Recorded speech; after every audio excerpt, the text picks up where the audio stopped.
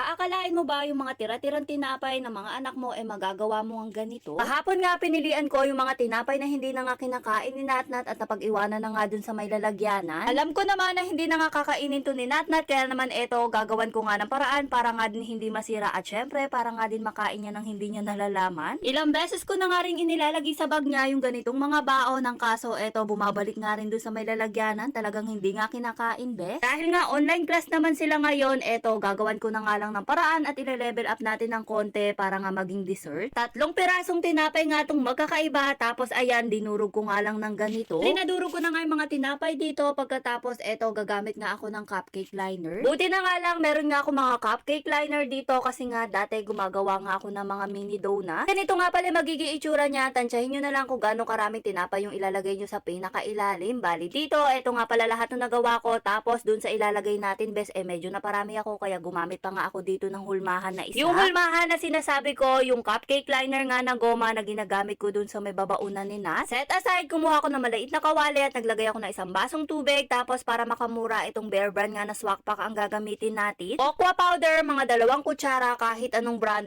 pwedeng dito. Asukal din, konti nga lang inilagay ko best dito kasi ang gusto namin dito at ang gusto nga ni Nat at medyo mapapait sa may dessert. Last time nilagay ko dito, ito nga Mr. Gulaman, pero konti nga lang best yung inilagay ko. Nansya ko lang kung gaano karaming Mr. Gulaman yung inilagay ko, pagkatapos eto hinalo-halo ko lang kasi nga kapag nasobrahan dito bes medyo matigas nga. Haluin nga lang mabuti, tapos pakuluin lang ng konti para nga malusaw yung gulaman at syempre para na nga rin mahalo yung cocoa powder ng mabuti. Eto nga sinasabi ko, naparami nga yung paggawa ko ng mixture, kaya naman gumamit pa nga ako ng gomang moldan dito para nga maisagad ko. Tapos ayan, inilagay ko nga lang siya bes, tinansya ko lang kung gaano kadami. Pero para sa akin naging mas pabor nga to bes kasi nga mas maganda nga yung pagka-mold niya at medyo may design nga din at mas nagustuhan nga rin ni Nat. Yung ibang nagawa ko, sinet aside ko, tapos eto nga yung iba, bali ang gagawin ko nga dito, patitigasin ko nga siya ng mga 20 to 25 minutes kahit hindi mo na ilagay bes yan sa may rep, kusang magseset yan. Pero nung nailagay ko nga siya sa rep, lalo nga siyang sumarap, mas masarap siyang kainin kung medyo malamig-lamig. Yung unang gawa ko nga na may tinapay sa ilalim, naku bes nako, pinag-agawan pa nga, kaya ayan, eto na nga lang yung natira. Bali ganito nga pala yung consistency niya, para nga siyang pudding bes at napakalambot. Para sa amin, tamang-tama nga lang yung ganito. Syempre, pagkatapos ko ang gumawa ng dessert, eto, nagpaligo nga ako ng bata at nag-review na nga kami. Sa spelling na nga kasi yung aking alaga, kaya naman ito, tinututukan ko nga bes. Medyo ina-advance ko na nga siya ng konti-konti para nga kako pagdating sa eskwelahan hindi na nga masyadong mahirapan. Konting gabay lang naman yung ginagawa ko dito, tapos siya na nga nagbabasa at siya na nga rin nag-i-spelling at higit sa lahat siya na nga rin ang umiintindi. Yung worksheet na yan bes, ay nako, gamit na gamit nga sa amin, merong math, English at syempre itong ang spelling. At ngayon, tingnan nyo, konti na lang matatapos na nga namin. Mas gusto ko nga nagsasagot ng ganito si Natnat kesa nga nanonood ng TV.